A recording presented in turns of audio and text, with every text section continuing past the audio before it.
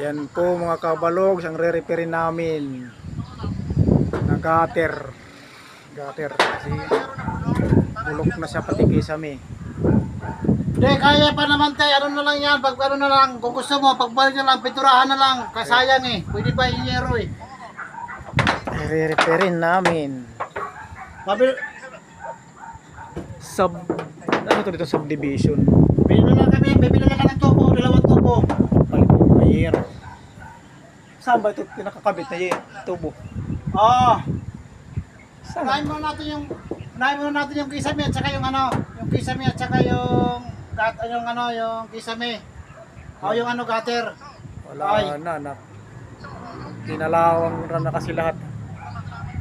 Naglaglagan ng gutter. Manipis lang pala yan, yung gutter na pinabit eh. Ha? Kaya wala na. Alinte? Naglaglagan na. Kinalawang na Sa lahat. kusina? Thank you mga kabalo.